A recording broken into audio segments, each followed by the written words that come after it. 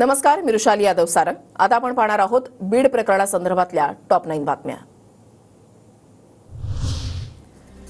बीड हत्या प्रकरणी सर्वपक्षीय नेते आज राज्यपालांची भेट घेणार। सकाळी 10:30 वाजता भेट होणार। बीड हत्या प्रकरणामधील आरोपी विष्णू चाटेची पोलीस कोठडी आज संपणार। विष्णू चाटेला आज कोर्टामध्ये हजर केलं जाणार।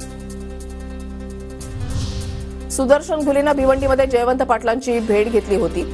माझ्याकडून विक्रम लोईफोडेच्या हॉटेलचा पत्ता घुले घेऊन गेला। जयवंत पाटलांची सुदर्शन घुलेविषयी माहिती। फरार असतानाचा आरोपी सुदर्शन घुलेचा फोटो समोर। ओळख लपवण्यासाठी घुलेनं स्वतःच्या मिशा काढल्या होत्या, तर आरोपी सुधीर सांगळेनं ओळख लपवण्यासाठी टक्कल केलं होतं।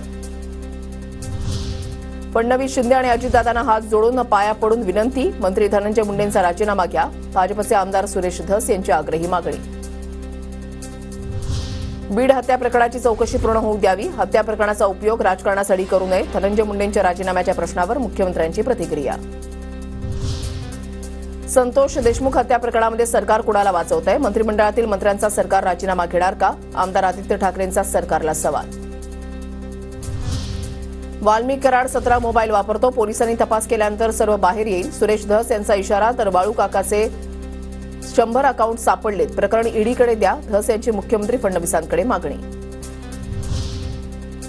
बीडच्या शिवाजीनगर पोलीस ठाण्यामध्ये मनोज जरांगेंवर अदखलपात्र गुन्हा दाखल।